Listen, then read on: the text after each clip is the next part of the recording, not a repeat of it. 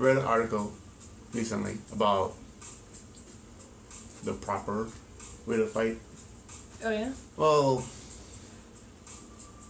Or how couples who stay together fight differs from people who break up more often fight? or fights, the fights that lead you to stay with the person you're with longer because you don't feel like a piece of shit after you're done fighting, even if it was resolved. Yeah. Yeah. So, couples who don't make the other person feel like shit, they hear the other person, what they have to say. They listen and they let the other person get out what they're trying to communicate to them, what's bothering them, what they're frustrated with. Whereas somebody who's about to break up probably won't let the other person be heard. No, not even about to break up. It just leads to it long term. Because sometimes we'll have stuff, and I think I know what she's saying, and I don't really like. There's some nuances that makes it different, and it could be missed if I don't take the time to say, all right, let me hear you out, and there's a difference between hearing you out versus just letting you talk versus being like, okay, you could talk and I have things to say and I'm thinking about the things I'm going to say while you're talking. And if that's something that's going through your mind, then you might as well just go rant on the internet. Yeah. Because it might make you feel good. It'll make you feel good, but at what cost?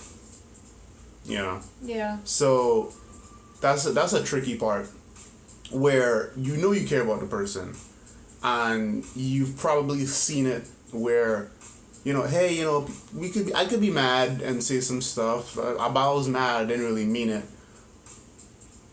but damage is being done, whether you mean it or not, or you're in the moment and you're mad and it's like, oh, I said some stuff. It's not, being mad is an excuse to say some shit that's just not nice at all. Exactly. Like, so when you're gonna fart, you know when you're gonna shit, so you know when you're gonna say some shit out of your mouth. So it's really a beautiful metaphor. The other thing is that couples who fight and stay together don't let things fester. So if something's on their mind, they're going to say it, and they're going to talk about it right away. Of letting it build up and become something, like a small little thing could be this monumental explosion. Yeah. That's not healthy at all.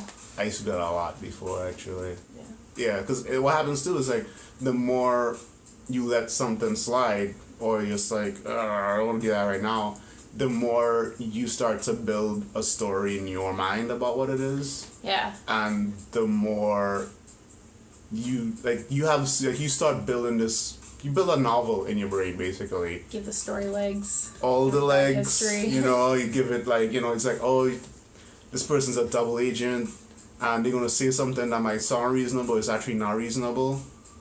And the longer you let that go on, is the less likely you are to hear what the other person has to say or actually listen to them. Yeah.